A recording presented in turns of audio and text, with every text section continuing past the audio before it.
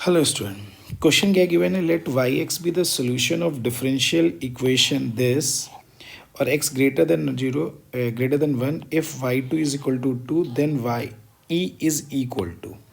अब देखो ये क्वेश्चन आ गया, तो क्वेश्चन देख के लग रहा है ये किसका क्वेश्चन हो गया? लीनियर इक्वेशन आ गया। तो ये लीनियर डिफरेंशियल इक्वेशन आ गया, तो हमने क्या कहा भाई, इसको D Y by D X का कोफिशिएंट क्या होना चाहिए? 1 होना चाहिए। तो D Y by D X plus Y upon X log X, base में ई गिवन नहीं है, और ये कितना आ जाएगा? एक्स आ जाएगा। अब देखो इसका जो इंटीग्रेटिंग फैक्टर अगर हम फाइंड आउट करते हैं, तो इंटीग्रेटिंग फैक्टर के लिए हमको क्या करना पड़ेगा? ई की power integration of 1 upon X log x D x है, तो बेस में ई हो गया। तो यहाँ पे लॉग एक्स को हमको क्या मानना पड़ेगा? टी मानना पड़ेगा। तो 1 upon X D X is equal to कितना आ जाएगा? डी टी आ जाएगा।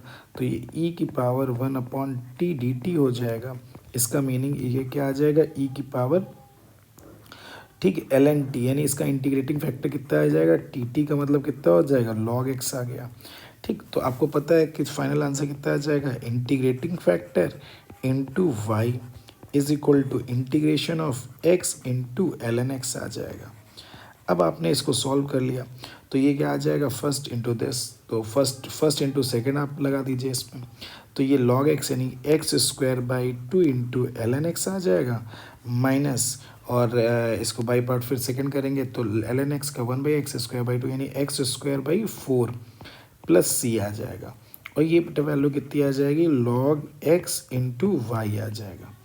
अब देखो यहाँ पे दिया हुआ है Y two is equal to 2 given है, तो at x is equal to 2 पे वाई की वैल्यू कितनी आ जाएगी? 2 आ जाएगी। अब वो हम वैल्यू रिप्लेस कर दे रहे हैं, तो जैसे हमने वैल्यू रिप्लेस की तो लॉग 2 इंटू 2 आ जाएगा इज इक्वल टू 2/4/2 का मतलब 2 एल एन 2 आ जाएगा, माइनस 1 प्लस सी आ जाएगा। तो ये और ये क्या हो गया? कैंसिल। तो सी की वैल्यू हमारी कितनी आ गई? सी इज इक्वल टू 1 आ गया। अब देखो c इज इक्वल टू 1 आ गया, तो इसका मतलब अब आपके जो फंक्शन की जो वैल्यू आ जाएगी, तो फंक्शन आपका कितना आ जाएगा? तो फंक्शन आपका आ जाएगा y के लिए, तो log x into Y is equal to x square by 2 l n x और minus x square by 4 plus 1 आ जाएगा। अब आपको वैल्यू किस पे फाइंड आउट करनी है? At x is equal to e पे। तो at x is equal to e पे वैल्यू फाइंड आउट करनी है, तो वैल्यू रिप्लेस कर दे रहे हैं।